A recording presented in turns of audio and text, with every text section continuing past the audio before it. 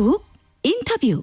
모두를 위한 모두를 향한 모두의 궁금증 훅 인터뷰. 트럼프 시대가 가고 바이든 시대가 왔습니다. 이제 남북미 관계도 바이든식으로 좀 정립해야 되는데요. 앞으로 한반도 외교 안보 정세는 어떻게 달라질까요? 우리는 어떻게 대응해야 할까요? 국회에서 한 발 빠르게 미국 다녀왔습니다. 더불어민주당 한반도 TF의 방미단 윤건영 더불어민주당 의원 모셨습니다. 안녕하세요. 안녕하세요. 윤건영입니다. 미국 잘 다녀오셨어요? 네, 잘 다녀왔습니다. 네, 일정이 굉장히 빠듯하던데 이번 미국 가서 무슨 일을 하셨어요? 어떤 일 하고 오셨어요? 주로 미 의회 관계자분들 네. 그리고 한반도 싱크탱크 관계자분들 만나고 왔습니다. 네, 갔다 와서 좀 성과가 있었다면?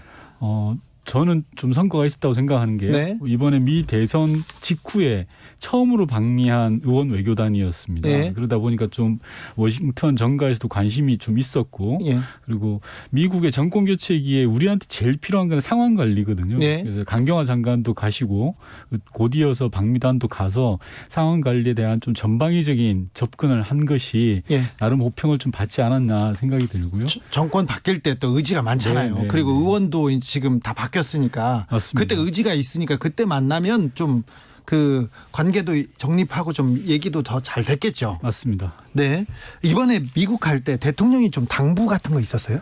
그런 건 없었고요. 그냥 저희가 알아서 대통령의 당부를 새겨서 갔습니다. 새겨서 갔어요. 예. 그래도 윤건영이니까 불러서 이 미국 가서 뭐 좀 챙겨봐 그런 것도 있었을 거 아니에요. 그럼 티나잖아요. 그래도 티가 나야죠. 평소 대통령 생각들을 잘 챙겨서. 잘 챙겼어? 예. 대통령 생각대로? 예. 네, 알겠습니다. 미국 정가의 분위기, 한반도를 보는 분위기가 좀 어떻습니까? 우선 미국은 지금 정권 교체 시기이고요. 네. 가장 중요한 게 코로나19에 대한 대응이더라고요. 그렇겠죠. 미국이. 사실 뭐 굉장히 심각한 상황이잖아요. 저는 대한민국이 자랑스럽게 느껴졌어요. 거기 가면 다릅니까? 예. 일단 공항에 도착했더니 사람이 없고요. 예. 워싱턴 DC가 교통 체증이 굉장히 심한데 네. 차가 없어요. 차가. 사람이 다 재택근무하니까 예. 상점들도 대부분 많이 문을 닫았고 예. 하루에 확진자 수만 20만 명이라고 합니다. 그러니까요. 그래서 바이든 신행정부가 들어서더라도 당장은 국내 문제에 관심을 둘 수밖에 없는 상황인 것 같아요. 네. 외교 문제도 사실 한반도 문제는 약간 우선순위에서는 좀 밀려 있죠. 그렇습니다. 그런데 특히나 지금 신행정부에서는 코로나19 상황을 우선시하고 그리고 동맹을 복원하는 데 초점을 두려고 하다 보니까 아무래도 우선이라고 봐야 될 것 같습니다. 그렇습니까? 의원 외교 차원에서 의원들 많이 만나셨죠? 네, 어떤 의원들 보셨어요? 일단 바이든 당선인이 상원 의원만 36년을 하신 분이에요. 예. 우리나라에서는 잘 상상이 안 되시는 그렇죠. 분이죠. 그러다 보니까 의회주의자죠. 예. 당연히 의회랑 친하죠. 예. 그러니까 저희는 의회를 접근해서 바이든 당선인하고 가까운 분들 그리고 예. 민주당 쪽 의원들 많이 만났고요. 예. 대표적인 분이 브래드 셔먼이라든지 그레고리 믹스라든지 이 두 분은 하원 외교위원장으로 대단히 유력하게 거론되고 계시는 분들이거든요. 예. 이분들하고 좀 오랜 시간 이야기를 했고 그리고 또 저희가 가 있는 동안 한미동맹 결의안이라는 게 채택이 됐습니다. 네. 이 결의안을 주도하셨던 분이 톰 수오지 의원인데 네. 이분하고도 만나서 공동 기자회견을 했습니다. 그 외에도 뭐 루벤 갈레고 의원이라든지 카이 케일 당선인 비롯해서 꽤 많은 분들을 만나고 왔습니다. 종전 선언으로 한미 관계, 북미 관계를 풀어야 된다 이런 얘기도 있었는데 종전 선언에 관련해서 브래드 셔먼이나 다른 사람들이 이 결의안 주도하곤 했지 않습니까? 맞습니다. 브래드 셔먼 의원도 종전선언을 주도하셨고요.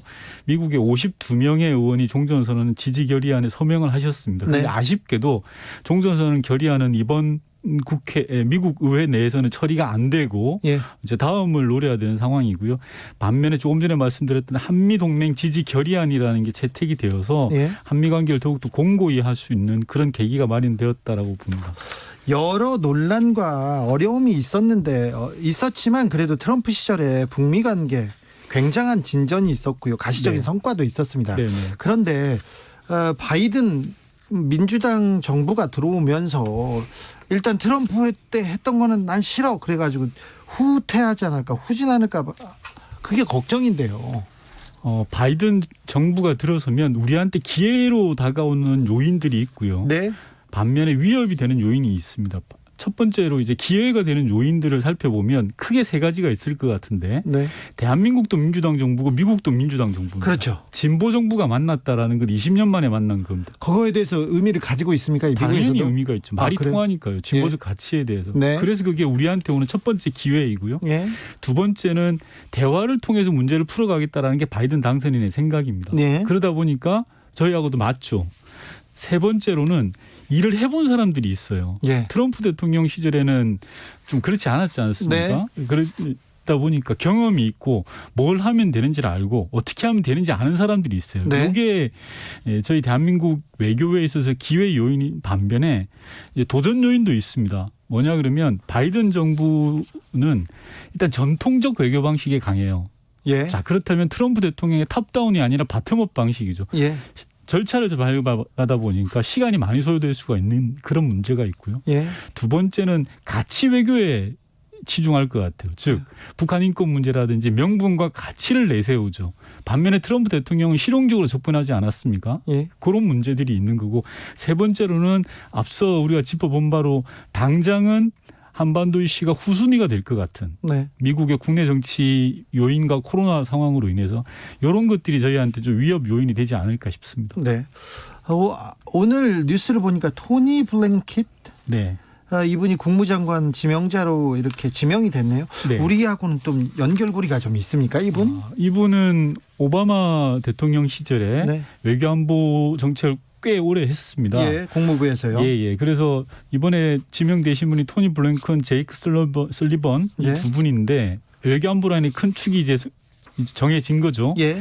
특징적으로 보면 이분들은 꽤 오랜 시간 동안 손발을 맞춰왔다라는 게 첫 번째 특징이고요. 두 번째는 외교적 경험이 굉장히 많으신 분입니다. 외교적으로 해보면. 예. 기존의 트럼프 대통령하고 좀 차이가 있는 게 트럼프 대통령 때는 초기에 맥마스터라든지 틸러슨 국무장관이라든지 이분들이 외교 현안에 대한 전문가라기보다는 좀 다른 영역이었죠. 네. 그래서 이분들 저는 뭐 긍정과 부정이 동시에 있습니다. 이분들이 갖는 긍정적이라는 것은 어쨌든 외교적 대화로 풀겠다라는 생각들이 강하신 분인 거고요. 네. 반면에 좀 부정적인 것은 이번에 토니 블랭컨 신임 내정자 같은 경우에는 제재를 통한 압박을 좀 평소에 강조해 오셨던 분이거든요. 네. 그런 문제가 조금 있습니다. 제재를 통한 압박. 아이고, 여기도 걱정이네. 네. 토니 블링컨. 네. 이름도 어렵습니다. 국무장관 지명자가 또 한국 문제에 대해서 북한 문제에 대해서 좀 전향적인 생각을 가지고 있어야 될 텐데요. 네. 아까 말씀하신 대로 코로나 때문에 정신이 조금 없을 거고요. 트럼프가 지금 인수위 도와주지 않아서 조금 시간이 걸릴 거고 아무튼 미국은 내년 상반기까지 정신이 없을 예정입니다. 정세훈 장관도 계속 그 얘기를 했는데 그동안 남북관계, 북미관계 조금 진전을 우리 주도로 우리 한국 주도로 좀 몇 걸음 나가야 될 텐데요. 정확하게 말씀하신 겁니다. 2018년을 되돌아보시면 됩니다. 네. 2017년에 트럼프 대통령과 김정은 위원장이 핵 버튼이 누가 큰지 서로 자랑했던 시기. 네, 처음에는 전쟁의 위기였던 예. 시기였지 않습니까? 그런데 2018년 문재인 정부가 들어서면서 그 다음에부터 바로 남북 관계를 중심으로 한반도 평화를 끌어갔습니다. 네. 저는 남북 관계가 자동차로 지금 뒷바퀴라고 생각을 해요. 북미 관계가 앞바퀴고 예. 앞바퀴가 안 돌아갈 때는 뒷바퀴를 돌려서 자동차를 끌고 가야 됩니다. 네. 근데 온전히 이 자동차가 고속도로를 쌩쌩 달리려면 앞뒷바퀴가 다 돌아가야 되죠. 네. 근데 지금은 북미 관계가 돌릴 수가 없어요. 즉 미국의 시간이 달라요. 예. 미국은 최소한 6, 7개월 정도의 시간이 필요한 지금 상황이거든요. 네. 그렇다면 남북 관계가 2018년 어게인 2018로 돌아가서 남북 관계를 열어가야 된다. 이렇게 생각하고 있습니다. 그러면요. 네. 북한을 어떻게 조금 대화의 장으로 이렇게 끌어낼 수 있을까요? 북한은 경제 제재를 먼저 풀어달라고 할 거고요. 미국은 핵 먼저 포기해라 이렇게 얘기할 텐데 우리가 좀 해법이 있을까요? 미국 같은 경우에 일을 해본 사람이라고 제가 앞서 말씀드렸지 않았습니까? 네. 미국의 바이든 정부에 계신 분들 이번에 가서 만나보니까 이분들이 단계별 접근들에 대한 지지가 있으신 분들이세요. 네. 행동 대 행동이라는 예. 지지도 있는 분들이고요. 그래서 저는 희망적으로 봅니다. 다만 우리가 너무 앞서서 조급하게 나가서는 안 되겠다라는 생각이 드는 겁니다. 왜냐하면 우리가 조급해지면 미국이 자극을 또 할 수가 있거든요. 네. 그래서 저는 한 몸뚱아리라고 생각합니다. 왼발과 오른발이라고 생각해서요. 조금씩 천천히 나가더라도 같이 나가는 게 제일 중요하다 이렇게 생각합니다. 우리나라에서 김정은 국무위원장을 가장 오래 보고 밥도 많이 먹은 사람으로서 내가 물어볼게요. 네. 김정은 위원장을 좀 단판, 네. 결단 좋아하지 않습니까? 네. 좀 끌어내야 될 거 아니에요. 저는 그렇게 할 수 있는 유일한 분이 문재인 대통령이라고 생각합니다. 네. 문재인 대통령이 어떻게 해야 됩니까? 그럼 문재인 대통령과 김정은 위원장은 저는 양 정상 간의 상호 신뢰가 충분히 쌓여 있다고 생각합니다. 예. 그 상호 신뢰를 바탕으로 다시 이 의계인 2018로 끄집어내는 무엇인가가 필요하다라고 네. 생각이 들거든요. 저는 예. 그 무기는 문재인 그 자체다라고 생각을 합니다. 그러면 문재인 대통령이 뭔가를 던져야 되겠네요. 그럴 시기가 곧 올 걸로 봅니다. 조금만 구체적으로 얘기해 주세요. 미리 지금 다 이야기하면 그게 뭐 어떻게 그래도 되겠습니까? 여기 왔으니까 자 남북 정상회담이 그렇게 멀지 않았습니까? 저는 남북 정상회담이 아니라 예. 정상회담은 많이 했지 않습니까? 네. 조금 여러 가지 준비를 하고 네. 지금 당장은 좀 먼 이야기처럼 들립니다만 네. 김정은 위원장의 답방이 필요한 시기가 아닌가 싶습니다. 왜냐하면 2018년 평양에서 약속한 부분입니다. 예. 김정은 위원장이 서울로 내려오겠다고 대한민국을 답방하겠다고 네. 거기에서부터 시작하는 게 필요한 거고요. 예. 미국과 북한은 어디에서부터 시작해야 되냐면 2018년 싱가포르 회담부터 시작을 해야 됩니다. 다시 시작해야죠. 거기서. 100m 경주라고 생각했을 때 처음 출발선에서 시작하는 게 아니라 네. 싱가포르 선언에서 출발하면 최소한 30-40m를 먼저 뛰는 효과가 있습니다. 네. 그 점을 말씀드리고 싶습니다. 윤건영이 얘기하니까 지금 그러면 김정은 답방을 위해서 우리 정부가 좀 노력하고 있습니까? 물밑에서 또는 보이지 않게 사전적 준비를 하고 있다라고 광의로 보면 네. 당장 직접적으로 하는 거야 있겠습니까? 지금까지 상황이 안 좋은 상황에서는. 알겠습니다. 최근에 국민의힘에서 이런 논평 나왔어요. 2018년 1차 남북 정상회담 뒤에 산업통상자원부가 북한에 원전을 짓는 방안을 추진했다 이렇게 주장하던데요. 사실입니까? 말도 안 되고요.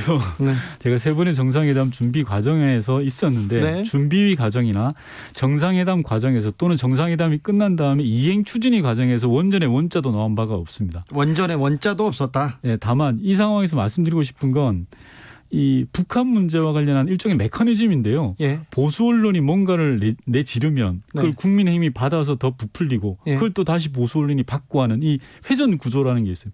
이 북한 이슈와 관련해서 네. 좀 그런데 그렇게 좀 얄팍하게 안 했으면 좋겠고요. 예. 국민들이 안 쏘을 거라고 생각합니다. 북한과 원전 이거는 전혀 얼토당토 네. 않다. 예. 알겠습니다. 2953님은 착각이다. 우리 혼자 할 수 있는 게 없어요. 이렇게 얘기하는데 남북관계 그리고 북한은 또 미국도 있습니다. 그래서 우리가 어렵죠. 남북만 이렇게 풀어도 어려울 텐데 미국까지 있으니까 더 어렵습니다. 다른 주제도 좀 물어볼게요. 최근에 더불어민주당에서 민주정부 4기를 출범시키자 이렇게 목표를 정하고 친문의 의원 58명이 연구 모임을 만들었습니다. 네. 이거 어떻게 봐야 됩니까? 지금 윤건영 의원은 여기에 포함돼 있나요? 저 참석 안 했습니다. 참석 안 했습니까? 예. 친문 이른바 친문인데 윤건영이 없네요. 민주당에서 친문 의원은 170명 다가 친문이고요. 예. 친문 의원을 58명으로 규정하는 것에 저는 동의하지 않습니다. 그러게요. 예. 그리고 그 모임은 아마 이러저러한 연구 모임 중에 하나라고 생각을 되고 있습니다. 그렇죠. 친문들이 다 모여서 정권 재창출하자 이런 정치공학적 구도가 네. 아니라는 거죠. 예. 네, 이런 건 대통령도 별로 안 좋아하겠죠. 뭐 그렇게 논쟁의 대상이 아닌 거죠. 아니 그렇죠. 그러니까 친문 정부를 재창출하자 이런 얘기는 네. 아니라는 거죠. 네. 확실합니까? 네, 확실합니다. 네. 제2선남선녀님께서 코로나 잠잠하면 김정은 위원장 놀러 오세요. 예, 한번 오세요. 갈만합니다. 그리고 코로나 안전해요, 우리나라가. 네. 오늘 국회 정보위원회에서 국정원 개혁 법안이 소위를 통과했습니다. 네, 어떤 내용입니까? 이게 국정원의 흑역사가 있지 않습니까? 예. 국정원이 많은 기여를 했습니다만 국내 정보에 관여하면서 사찰이라든지 기업 IO들이 나쁜 짓을 한다든지 이런 게 많았지 않습니까? 많았죠. 지난 정부에요. 예, 문재인 정부 들어서 국내 정보에서 완전히 손을 떼게 했습니다. 그런데 그게 제도적으로 된 게 아니라 네. 대통령과 국정원의 자발적 결의와 행동으로 이루어졌던 거거든요. 법은 아직도 그대로죠. 그대로입니다. 그래서 네. 그 법을 바꾸자라고 해서 오랫동안 3년 동안 논의가 되어 왔던 거고요. 예. 최근에서도 여야 간에 정말 심도 깊은 논의가 있었습니다. 네. 그래서 오늘 막상 이렇게 처리하자라고 했더니 야당이 또 마지막에는 못하겠다라고 한 겁니다. 국정원 개혁을 하자. 개혁에 대한 법으로 그 국정원이 정치 개입하는 걸 막자는 것까지는 여야가 거의 네. 그 의견을 모았는데 맞습니다. 법안 내용에서도 거의 대부분이 다 여야 간의 합의가 이루어졌고요. 딱 네. 하나 대공수사권을 어떻게 할 거냐라는 겁니다. 예. 그래서 저희 입장에서는 민주당의 입장에서는 대공수사권을 경찰로 넘기자. 네. 그리고 국내 문제는 완전히 손을 떼게 하자라는 거고요. 예. 야당에 대해서 좀 반대하는 것 같습니다. 그래서 야당은 반발하고 야당은 그냥 나가셨고요. 네. 저희가 어쩔 수 통과했고. 없이 법안 소위에서 처리를 했고 그렇습니다. 통과 그냥 시켜라. 우리는 반대한다. 이렇게 된 거죠. 사실상 결과적으로 그렇게 진행이 된 걸로 봅니다. 그럼 문재인 정부의 국정원은 이제 정치와는 완벽하게 이제 떨어질 수밖에 없도록 네. 정치에는 개입하거나 국내 정치에는 얼씬하지 못하도록 법이 만들어지는 겁니까? 맞습니다. 그 법을 권력기관의 개혁의 범주에 넣어서 올해 내로 네. 반드시 해내겠다라는 게 지금 우리 당의 입장입니다. 당의 입장입니까? 대통령도 의지가 있고요. 네. 대통령은 요새는 그 근심이 뭐가 있어요? 대한민국 대통령이 모든 게 근심 걱정이죠. 그래도 복심이었던 가까운 자리에 있었던 윤건영이 보기에 우리 대통령께서는 지금 가장 뭘로 고심하고 있을까요? 아무래도 코로나19로 인해서 많은 분들이 힘들어하시고 특히 서민들이나 어려우신 분들이 많이 더 힘드시죠. 네. 그리고 경제에 미치는 영향들이 크다 보니까 네. 그 부분이 제일 힘드시지 경제, 않을까 네. 네. 부동산도 그렇고 네. 그리고 김정은 답방에 대해서도 고민하고 그 계시고요. 부분은 모르겠습니다.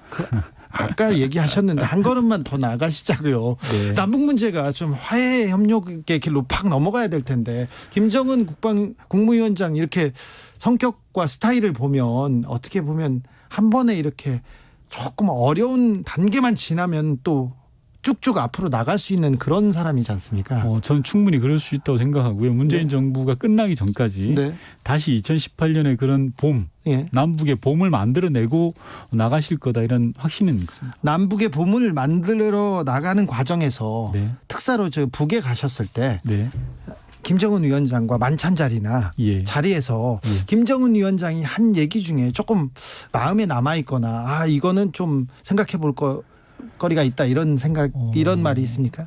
이번에 미국 가서도 많이 느꼈는데요. 미국에 있는 의회 의원들이나 기존의 많은 분들이 북이 핵을 포기하지 않을 거야라는 생각이 강합니다. 네. 불신이 강하죠. 네. 상호 간에. 예. 근데 이제 지난 2018년 특사로 북한을 방문했을 때 저녁 만찬 자리에서 김정은 위원장이 그런 이야기를 하더라고요.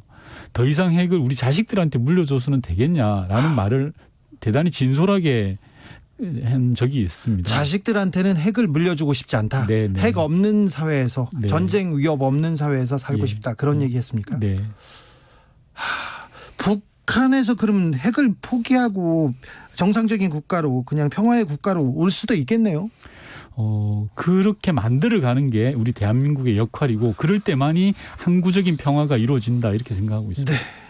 여기까지 듣겠습니다. 윤건영 더불어민주당 의원이었습니다. 또 미국 갑니까? 12월 달에 국회 외통위 차원에서 여야가 같이 초당적으로 갈 계획으로 있습니다. 네. 계속 가서 또 만나야죠. 네, 그렇습니다. 만나서 뭐 의견을 조율하고 또 앞으로 나가야죠. 맞습니다. 오늘 감사합니다. 고맙습니다.